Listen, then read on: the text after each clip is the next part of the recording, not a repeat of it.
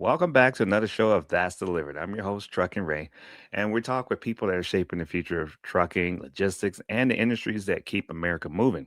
Today, we're diving into AI, digital transformation, and what actually looks like for real world operations, not just theory. I'm joined by Evan Schwartz, Chief Innovation Officer of AMCS Group.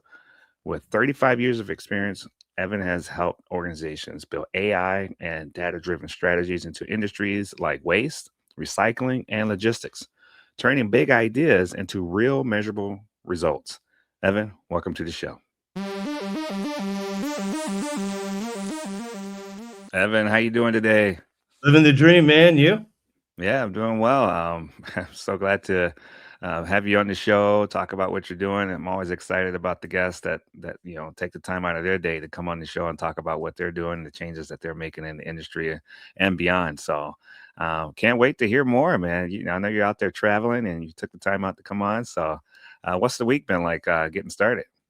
Oh yeah. So the week is mostly traveling. It's full of logistics, right? The air traffic. It's not what it used to be.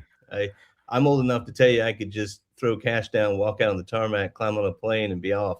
Those days are gone. It's not great these days. So maybe that's something we can work on. Maybe AI can help improve that little strategy. But I'm in Dublin right now. We're having an offsite meeting, so I'm speaking to you from my hotel room. I hope that's okay.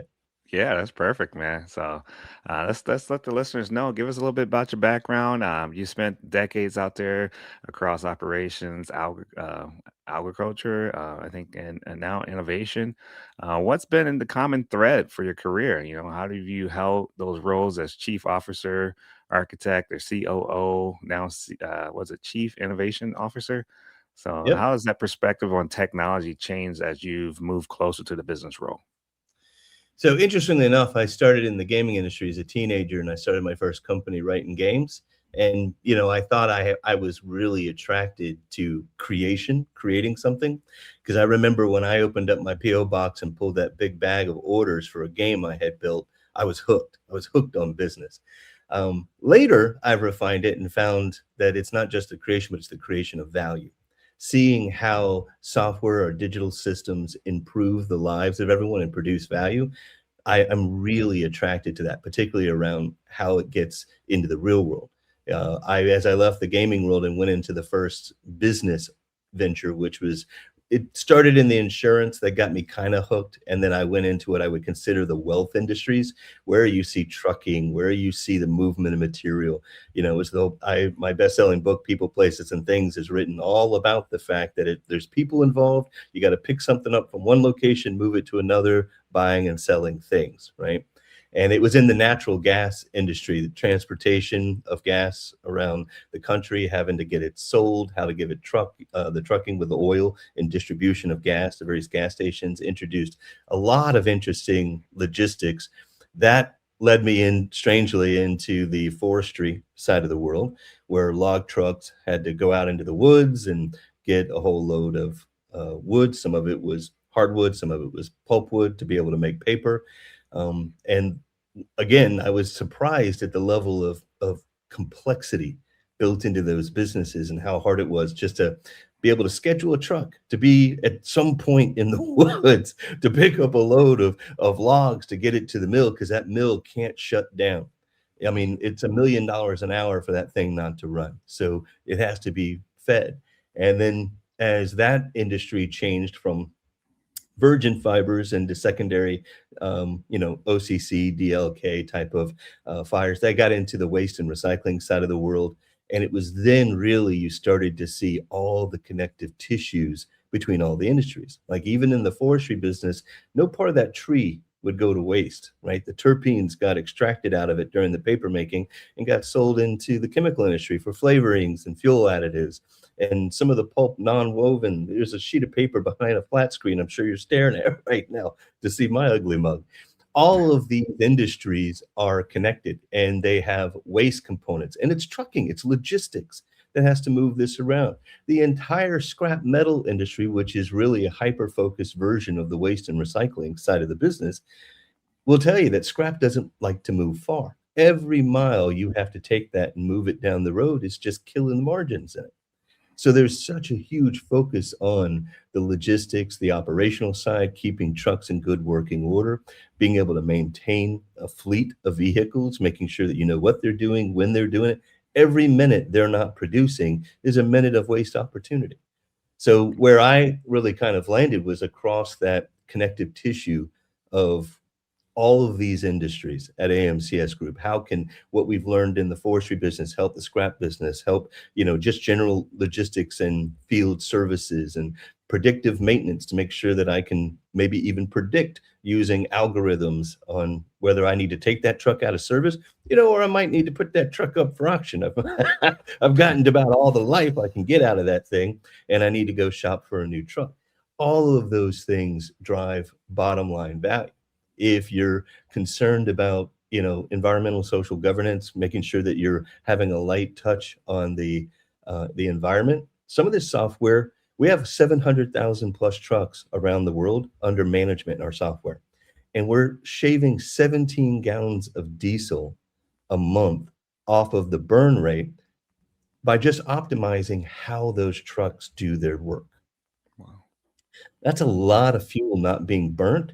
That's also a lot of fuel I didn't have to pay for, Mhm. right? So Yeah. we're starting to drive beyond the let's just be environmentally responsible because it's the right thing to, oh, you know what? It also happens to make money, Yeah. right? If I don't have to burn that fuel and spill that into the environment, that's money I don't have to spend. If I know exactly how to maintenance my truck optimally, and I don't have to have a historical predictive, algorithm going, well, we maintenance it every 6 months before. Let's keep doing that till it breaks. And I can take an oil sample and tell you exactly what's going on in that engine and what you need to do with it. Now I can be more responsible in the way that I'm maintaining the truck. I'm not taking it out of service. I'm making sure that it's doing its job. And more importantly, I'm not putting oil into the environment that has to be cleaned and disposed. Everywhere there's a high carbon footprint in your business is an opportunity for efficiencies and bottom line impact. And the only reason why we didn't run at it like that before is because we didn't have the solutions, the software, or the passion to chase it. And now with AI and some of the tech we've got in this world, it's easy to do. Mhm. But the most thing that brings me here today, Ray, is the passion about people, places, and things. That there is a future of AI without people. Why are we doing it? Well, I'm trying to make sure I'm getting the message out that the future's not happening to us. It happens because of us. We have a choice, right? Take ownership, don't be the victim, own that future. And the reality is, we just spent a year and a half and a whole ton of money by a lot of smart people on AI that didn't work, didn't succeed. And they let a lot of good people go at their business. Sure, this thing was going to reduce headcount, and it's just the way they did it was wrong, right? So So what do you say about that? I mean, AI in real world operations, there's a lot of noise around it, like you're saying, and the perspective of how businesses can actually leverage AI to modernize operations or improve efficiency without complicating things. It's got to be a challenge in itself, or just trying to package it correctly. yeah, it's an OCM, organizational change management. It's a person problem. It's a people problem. The tech is there. What makes AI useful is the person who can clearly communicate to it, give it a very clear instruction, and can designate the data context it needs to perform the job that you just asked it to do. Where AI goes off the rails is it's like a super smart young intern that's come in and they know a lot, but they don't have your experience. They don't have your intuition yet. The difference is that intern might be a little self-conscious and tell you they're not really sure about this. AI, on the other hand, super confident because it knows everything there is to know about your industry and your business, but it knows nothing about your business, the way you want to operate, the way you work. So it's so confident knowing everything, it doesn't come back and go, yeah, you didn't exactly give me enough context. So what I'm going to do is I'm going to look down in my super big brain that knows everything, and I'm going to get the answer from that. And that Mhm. might not apply to your business. And that's Right. what we call today hallucinations. Every time you see a hallucination from an AI, it's because the task we asked it was too vague, or the data we gave it to be able to perform its activity was incomplete. The context was incomplete. Yeah. And then Yeah, the third the leg of that input. It's a that's lot of exactly work to get it right. Yeah. it is a lot. And then the third leg of what I'm calling the AI steward, that person that sits over top of a bunch of AIs to get a lot done, has to know what good looks like. You don't have to know the answer, right? That's I get some pushback sometimes. Well, if I know the answer, what do I need AI for? You don't need to know the answer. You just need to know what it gave you doesn't look right. Mm, And now I'm going to dig in and just validate it. Or it does look right. That's about where I expect it to be. Let's move forward. So stewards are really good at communicating that task, knowing the data it needs, and knowing what good looks like. We're moving away from repetitiveness as a burden of humanity and into rapid iteration. I need to be able to do a lot more. I don't mind if it messes up because the cost of doing that iteration is so low. I can just fix it, do it again. And when I get it right, I can do 100,000 of those things where I couldn't come close to that level of iteration without the power of AI, right? that's right.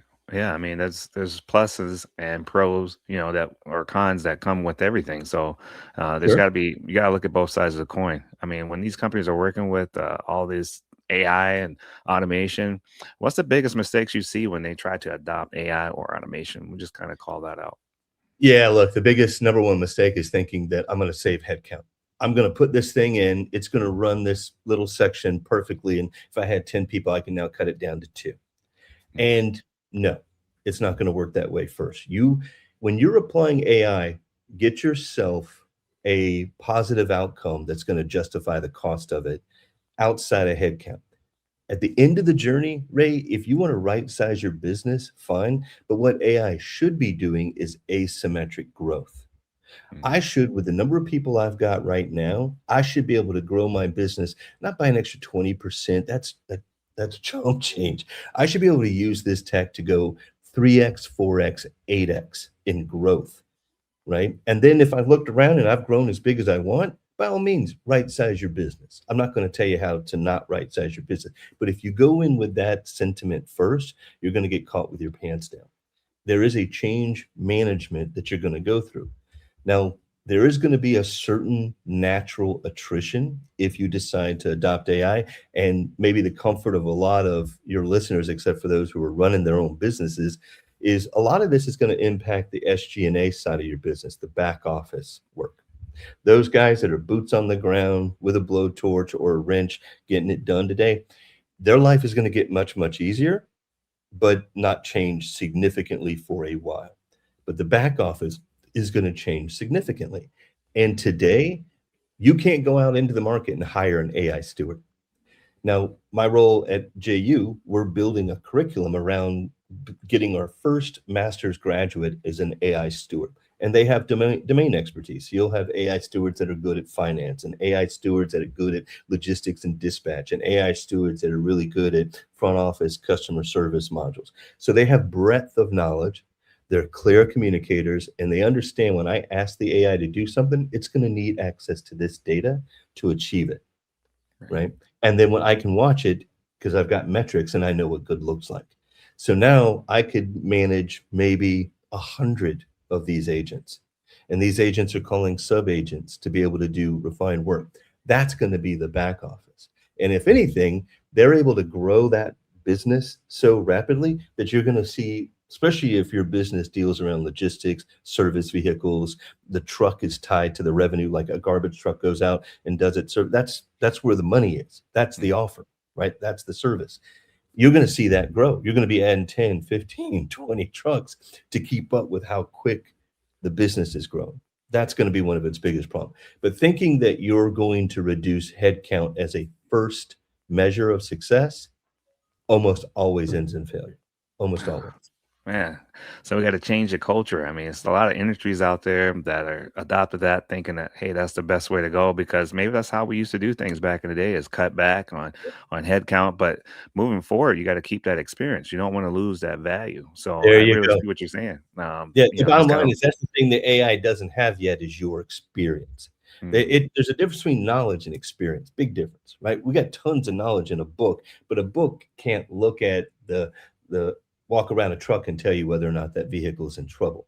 whether Right. those tires need to be changed. You're going to have to, there's a certain amount of experience that you have to know how to look under things, check your chains, make sure if you're a log truck, how you've got those logs situated, what the unbinding station is. How many trips a day can you make to the woods? That all comes out of experience. Grading the material. If you're the driver and you're responsible for the material and you're just taking a quick look at the material you picked up, because your livelihood counts on that material getting across a scale somewhere.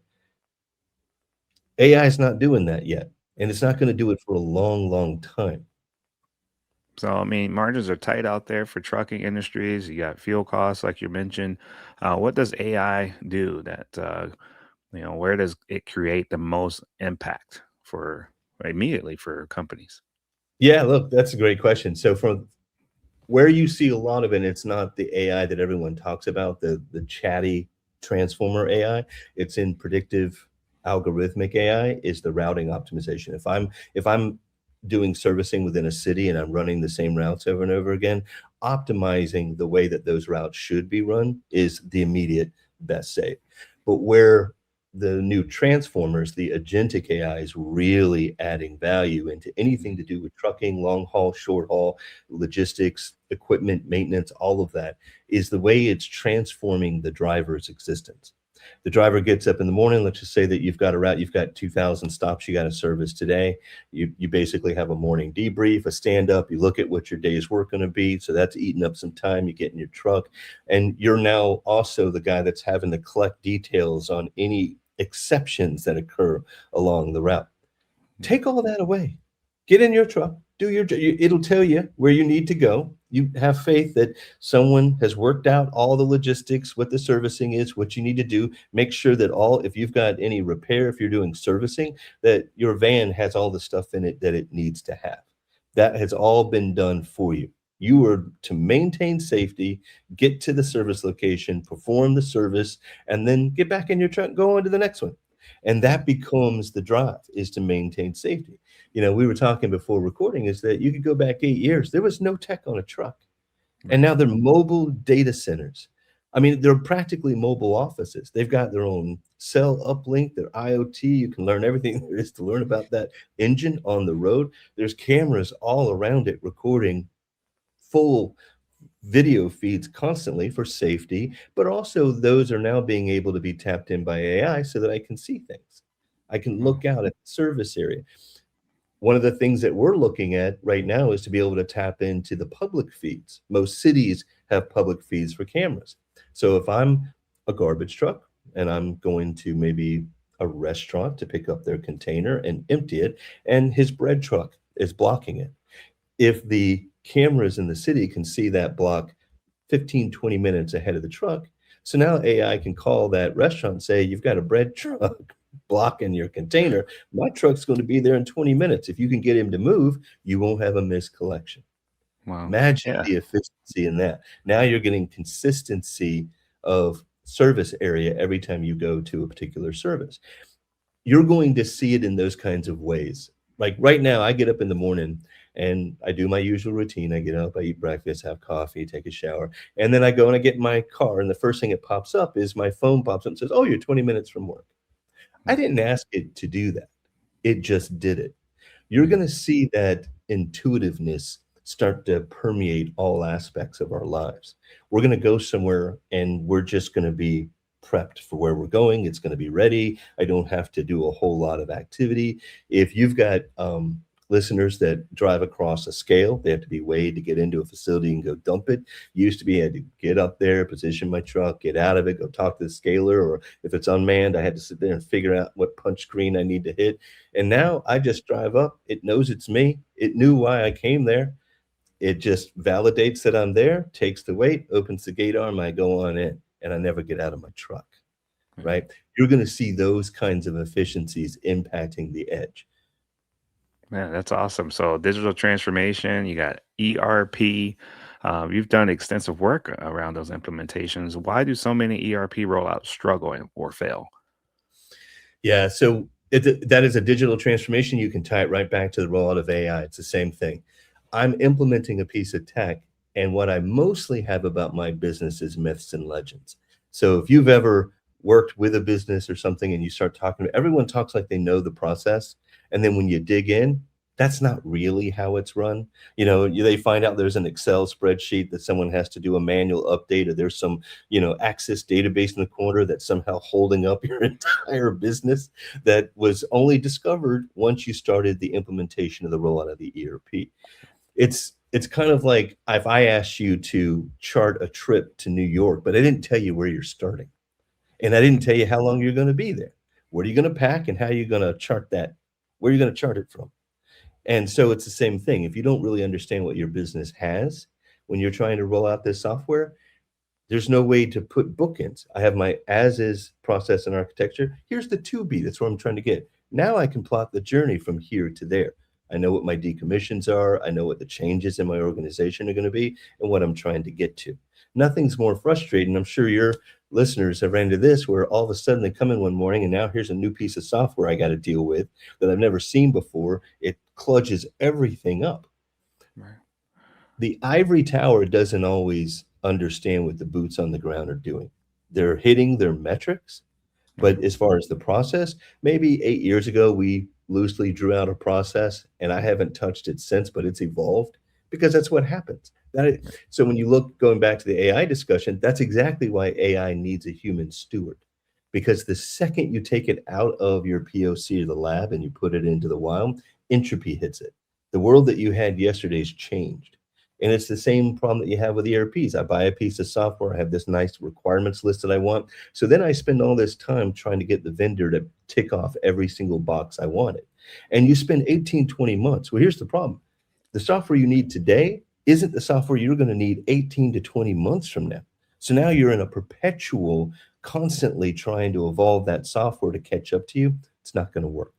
And you're Wow. going to end up having scope creep, and before you know it, the vendor's gonna get exhausted, they're gonna walk away, and you're gonna end up paying for a piece of software over the next 5 years that doesn't do what you need it to do, but you're still paying for it, and you can't even use the software. I've seen it too many times. You're just gonna write it down as a failed implementation, get mad at the vendor, and 9 times out of 10, this is what I see a lot of companies do. They grab the keys to their business, hand it to the vendor, and say, "Call me when you're done." Uh, No one's going to take care of your house like you. right. Own your customer journey. Yeah, the experience that goes along with what they're selling is a lot that has to do with it being successful. I mean, That's you right. can't just roll something out and expect people to buy into it because they don't really have a great experience to attach with it. So that's really huge. I mean, those relationships, strategy, execution. One thing that doesn't get talked about enough is the relationship between companies and their technology vendors. So I really appreciate you bringing that out. So for more additional industries, traditional industries, excuse me, what's your advice for implementing digital transformation without overwhelming the team? I know you say you come in and you see things coming Yeah. in. What would you say to them to be more successful? Understand that it's put people at the top of your Mm, plan. okay. It is a transformation, not of the systems, not really. It's a transformation of the people that are running those systems. People have 3 properties about them, 2 of which aren't great. We're lazy, we're greedy, and we're messy. So you have to steward people across to change. So if you're going to come in and change everything about every facet of your business all at once, that's too much change for your business to take. So once you've got your bookends, once you know what your as is and what your to be is going to be, let's just say that software's missing 20% of the stuff. The problem is, so is that software when you first bought it. Mm, You've grown into it over 15 to 20 years, and you've worked with your vendor to get it to that nice, comfortable fitting pair of jeans that you're enjoying today. It's just outlived its usefulness, right. and you need to go to this new software. There should be 3 tops, 4 things in the vision that pay for that entire software. But no upfront, you're not gonna get every single thing you want, and it sure as hell isn't gonna replace the software checkbox by checkbox. Mm, Stop bringing the solution to your vendor. Bring the problem to your vendor. You're hiring them because they do this for a living. How would you like it if I came to you and I started describing to you how you should manage your trucks to service my account? You'd get a little upset. It's like, look, this is my job. I do this, right. right? I'll do that part. What do you need? And then I'll tell you how the best way is for my vehicles and my company to go handle that business. It's the same Right. thing with software. Invest in your relationship with your vendor because I guarantee you what you think you need today is not going to be what you need 18 months from now. It isn't. The world's changing, everything around it changes, compliancy, governments change, presidents change, everything's always in a state of change. So you're looking for a vendor that will walk that road with you, walk that journey, be able to help you get the pieces that you need in your software, whether it's AI or it's an ERP system under the hood, that gets you the greatest value. I've seen entire projects get derailed because of a checkbox on the customer screen that says has or has not done the credit check. Oh, Though that's great. Software company added a checkbox there. We yeah. added it. Well, then now it hits this other thing. Well, I needed it to be able to do this. You didn't ask for that. You asked for a checkbox on the customer screen that says credit check or not. So then before you know, they're spoon feeding that requirement. And it's 18 months later, tempers are hot. Nobody can explain how we got here. And that's just one paper cut of thousands that occur doing a major ERP. Pick your battles, figure out the best way to implement it. This is particularly true with AI. AI will increase by orders of magnitude an asymmetric ability to deliver. So if I just look across my business and say this thing has the greatest opportunity for margins, and I go and I up level it with AI, and there's something that they feed, you're about to overrun that next step. Because this step is now producing 18 times faster than it was, but the step it feeds into is still the same rate that it was before. So you're either running them over or they're asking you to slow down. So now you spend a bunch of money improving this one process in your business with no way to get money out of it because you have to slow down so you can move up to the next one and then move up to the next one. Get a partner that can help look at your processes and find how am I going to implement this? What's my transformation model look like where I can get maximum value out of AI during the rollout? I don't want to get a success in a pilot and then have to pump the brakes because the next guy in line is overrun by my new efficiency. That doesn't give me any value for the product. Man, And I'm sensing a lot of respect that you have to give to the individuals out there. I mean, that's huge. I mean, you can't just go around assuming that, because you're knowledgeable and you got a lot of experience that, you got to spread that knowledge with everybody. No, you got to actually work together. And that's exactly right. yeah, I mean, I think you're emulating that. That's amazing. How did you come about to have those qualities or to implement that with your work environment? A lot of face planning. All of these, I'm not coming to you smarter than anybody. I just tripped and face planted on the ground over stuff. I mean, I can tell you my first implementation of my software, I'm so proud of myself. It was at a scale. And we had one of these things. It's a mouse. And I'm old enough to tell you we introduced it. And this is a scaler, right? So this is probably a security guard or something that, was sitting there doing his job. And I saw that guy grab that mouse and white knuckle it into the desk, trying to get that pointer to move. Just he'd never worked with one before. And of course, I'm a nerd for nerds. So I'm thinking, yeah, you don't know how to use a mouse? That's ridiculous. And I had a mentor at the time saying, you forgot the messy part of people. You left people out of your solution, Mr. Wizard. I used to get a lot of Mr. Wizard when I was growing up. It wasn't an endearing statement. He's like, so because you didn't include people, your product that you love so much is going to be rejected because people can't use it. So then we took it back and I was like, okay, let me think about this from a person. Let me go talk to a scaler who's never used a mouse. He goes, look, I can hit the keyboard or I can see that screen. And back then we didn't have touch screens. We had punch screens. They were like gooey screens, if you remember. So he's knuckle punching. When we switched to that and got rid of the mouse and it just popped up, that guy would see a truck come up on the scale and the ticket's up before that guy can even really settle his truck. I was like, are you reading the screens? And he's like, no, I just got muscle memory. And that's learning how people interface with the solution, right? Nice. Regardless of what you think people are intelligent or not intelligent, they're diabolical, all of them. They will find a way to do the best at their job, even if they come up with undocumented features of your software, Mr. Wizard, that you didn't think of to use. They get in their job done. So all of it, and in the book, I've got 35 years of just narrative after narrative after narrative explaining where a lot of these principles and concepts came from. But I can tell you, whether it's an ERP system or AI, keep people at the core of your vision of the project. Have a vision. I can tell you the number of people complaining, I didn't even know this software was changing. You didn't tell your front lines people you were swapping out the software, and they're surprised on the day it disappears, and you're wondering why it's going so bad.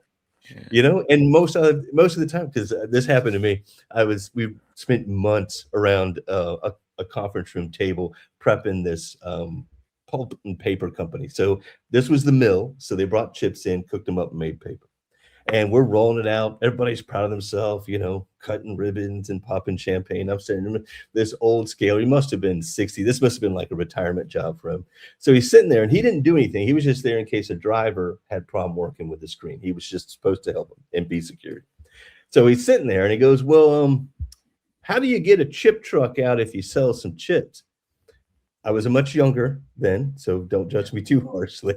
But I was like, no, no. You see, this is the mill. You don't sell chips here. You bring chips in and cook. So this guy's had this job for 30 years, and I'm arrogant enough to now proceed to explain to him how paper's being made from chips. Yeah. Like I said, much younger, full of piss and vinegar at the time. And he Yeah. goes, well, that's fine, Mr. Wizard. Tell me how there's a chip truck right there that the foresters want to sell because those chips are worth more than that paper. So you tell me how I get that chip. So I had to call up there and go, do you guys sell chips out of the mill? And he's like, oh, we only do that every once in a while. Well, today's once in a while. So every one of those stories are just tripped, fell, had to learn something from it. And they all come back to the same message as it's people, right? So your software vendor needs to be people. You need to have someone in your company very close to the people in that vendor company. Everybody wants to do the right thing. No one's not wanting to be successful. Everybody wants a successful implementation. So if you build that strong relationship with your vendor, it's going to be successful. If you be honest with it. If you don't know, it's like, I think I know how this thing runs, but I don't really, because Barbara's been here for 35 years and she really runs it. God knows what process she's come up with to make it her life easier. Fine, we need a discovery. You won't be successful if we just throw this thing down everyone's throats. Have a vision. What are the 4 things you want to get out of this new implementation? Just 4. It has to be able to do your core business, but it's not going to do it the same way as your old software. And neither will AI. AI will not do it exactly the way you have it today. You've built a process for people. And this is a wholly different paradigm. It's meant to repeat iteratively very quickly. That's what it's designed to do. And my best advice, take the necessary low value steps of a process and delegate that to AI. The high value, bring that and keep it with your humans. These, I like to call a customer success. So we've learned this at AMCS. We have our customer success people. They call and interact with our customers, make sure they're happy, they're getting value out of the product, all of that stuff. But at the end of that call, that same CSR has to go and write an email talking about the conversation we just had. Are there any action items? Is there anyone else in an organization they need to connect? Let's put some meetings on calendars and all that stuff. So there was a maximum number of customers they could call because of all of this necessary, but that's low value work.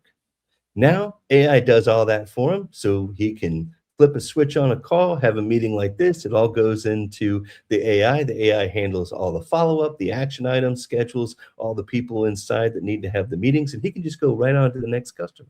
That has dramatically improved customer satisfaction in our There you company, go. That's what right? we want. Customer satisfaction that drives That revenue. Keep people coming back for more. I mean, what would you say is to a lot of the younger ones out there that they may not have the experience and they see AI as a way to get into these doors and say, hey, I can do that job. I see what it is. But, like you said, too, you had some experience, face planting. What would you say to the younger ones out there? I mean, maybe they're afraid to do the face plant. So, well, don't, right? You got to go fearless now, right? We got to get back to a fear. Think back when your childhood where anything's possible, because AI makes the cost of failing very small. I can try something, see that it didn't work, change my game up, try it again, change my game up, try it again. Adopt an iterative approach, learn through doing, and understand the fundamentals of the domain you're going to be the steward of. So, like one of the classes last year that I taught at JU, we had a concern. AI is doing all this coding. So programmers are becoming a bit of a unicorn at this point, but we still need architects. Where do you get architects from? You get architects from people that's been coding for hundreds of thousands of lines, hand jamming in code and understanding how it works, and then they become systems architects or application architects or some other architect. But if I don't have humans doing the coding bit anymore, where do I get these guys? And they're all starting to age out. We're going to be in trouble real quick if we lose them. How do you get there? So the class put down, well, what if we started with the juniors that understood the fundamentals, but they used AI exclusively and then confirmed their suspicion with the output? So I can see what good looks like.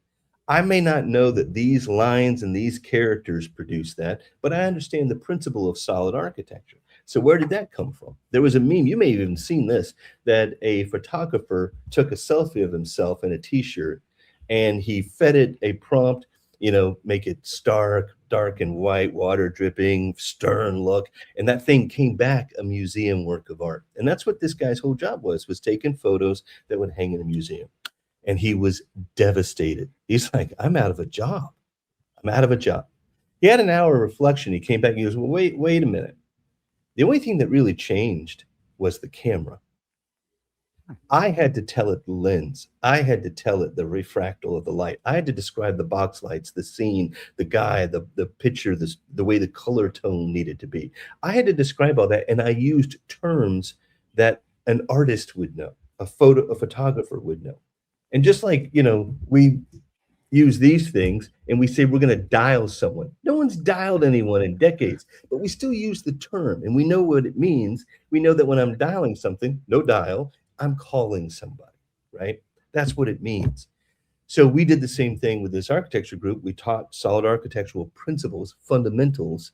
We gave them an AI tool to generate the output and then have them confirm the output. What we learned is that first years, it was too abstract a thought. So you need a lot of fundamentals. Our second years, who had plenty of fundamentals, actually did the best, spoiler alert. My seniors fought the AI tooth and nail because they had fallen in love with code. Oh, I don't like the way it did it. I don't like, doesn't matter. It did it. It produced the results you're looking for. You may have coded it different and they could not get past go because they were fighting the AI. So what we learned is that at a certain level of fundamentals, knowing your business, you can communicate into AI, you understand what it needs, and you understand what good looks like. These kids produced an entire capstone project in a 4-month class. And if you've ever gone into a master's program, these things are passed down class to class. I'll just start on the authorization, pass it to the next master's group, and then they'll build this piece and pass on. These kids built the entire thing, start to finish. We were in the Invent for the Planet. It's 80 colleges around the world, and AMCS got to sponsor it and I was very excited about that. I got to be over there and be a mentor. And we gave them hard problems that we learned folks couldn't solve, like world hunger and food waste at a global level. 40% of all food goes to the garbage and never gets eaten. As a human, I'm embarrassed that anyone's starving in the world at that kind of waste, right? We all should be. So I gave this problem to these kids and they took in the problem on a Friday night. They had all of Saturday to work on it. And then Sunday, they pitched it Shark Tank style to judges. And they had built an entire app, back end, commercial market, everything in a day that I honestly believe would solve potentially world hunger and most definitely food waste, to the point they got 2 of the judges willing to offer them $1 million in finance to take the program forward, to invest in it. That's That's awesome. the increased iterative capability. We're getting out of being cogs. We got to change our mindset. And I'm not measuring my value from that work anymore. And that's where the attrition is going to happen, is people who judge their value by that work rather than the output of that work are going to have a hard time adopting this new world of AI. To be a Yeah. So steward. you mentioned a cog, you mentioned stewards, get away from the cog, be more of a creator mindset. Yeah, More so, I feel like, a business mindset. You got to be a self starter. yeah, You got to start outcome based, somewhere. Yeah. right? And that's great message and great examples to show that, you can be successful. You just got to put your feet down, start one foot at a time, and you'll get there. Sometimes you feel like you're running out of time, but that's just something that I think anxiety or something is getting in the way. So push past that. Yeah, it's Yeah, awesome. look, creativity is still the dominion of humanity. So you have plenty of time because you'd be surprised how quickly you can learn the skills to be a steward over it. As long as you already have the fundamental knowledge, you can quickly take that on. Yeah, I would be shocked and amazing that if, say, I'd say more than 50% of your audience decided right now, having that, if they never touched AI, to go, I'm going to go learn this. And I know a lot about my trucking, I know a lot about my industry and business. They could come up with a really cool app or a really cool agentic tool and have that thing done within 3 weeks out there, earning them thousands and thousands and thousands of dollars. That's the power that we now have available to us. Nice. I mean, that's really good. I mean, it sounds like you are a great leader. You also do a lot of personal work too in your career that you bring forward and bring light to issues that people need to see that they can surprise themselves along the way. So you're also mentoring and teaching. I believe it. Get that correctly, or you're seeing Yep. the next generation enter into the space. So what a great example for a lot of leaders out there to help the young ones. So yeah, what would you say to leaders to be more inspiring to individuals out there? Don't buy into the hype that the oligarchs are putting out there that this is some apocalyptic outcome. Hmm. Future is not happening to us. It's happening because of us. We get to choose it. So if you're going to take a leadership role, inspire those around you. I'm a huge believer in servant leadership. Your job there is to enable those that you serve to be able to do the best of their job. Introduce them to the capabilities and tools to be able to operate in this world. Get them to maybe change about how they measure their self-worth. That data in an Excel spreadsheet that produces that bar chart, that's not your value, right? That is, it can't be your value and it won't be anymore. The output of that, the decisions that can be made off of that is what you're working towards. And you're driving agents to produce that quicker, faster, so those decisions can be made.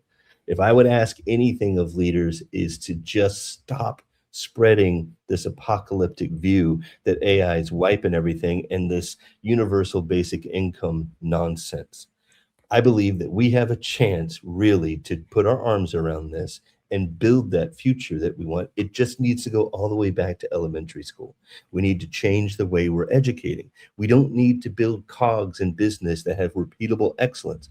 Like you said before, the reduction of people is going to happen naturally because I got a tractor. Used to have 200 guys out there with hand plows to plow an acre to grow food to feed everyone. I can now do it with two guys in a tractor. And I think even today you can do it with just the tractor and the will for it to go out there and do the work. We're doing the same thing, except we're getting out of the repetitive service side of the world. That burden is now going to be AI's. Our job is to be able to command as many of those as we can within the domain of expertise that we have to make sure that they're producing the output. The work is now going to be delegated to the AI. I don't need to do it. Elon Musk framed this to best, in my opinion, where he said, you take AI out of the equation, you go back 30, 40 years, there were skyscrapers where there were 3 floors full of business analysts with calculators and paper crunching the numbers for businesses to make decisions on. And today, one guy with an Excel workbook could cook all of those, that whole 3 floors of analysts, right? So Yeah. that's just him using a better tool. Put AI where it belongs, a tool to be able to produce output in orders of magnitude that we're really starting to play with. And there's no experts out there. I'm not even one. I'm learning new stuff every day that you can do with this. So just go in there, leap into it, see what it can do, see what you can get out of it. You might surprise yourself.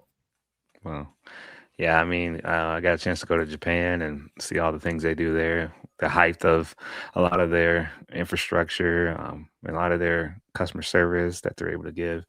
Well, I mean, we can bring a lot of that too when we travel and you see that and you say, hey, how yep, do we raise the bar and raise the experience? So when someone puts the product in their hand, there's that just great experience that comes with it. And I think you're doing that. I think your company is emulating that. So keep up the good work. I think we got a long ways to go, and it's like you said, the doom stuff. We got to stop with that. It may yep. get attention for maybe a couple seconds, but then it quickly dies off because we still got work to do. So yeah. Very true. Well, if you're interested in the stories, grab my book. On my website, I have all of this information. You can get a deck for free. So if you're wanting to bring AI into your business, I don't charge for it. I'm happy to just send me a DM on LinkedIn.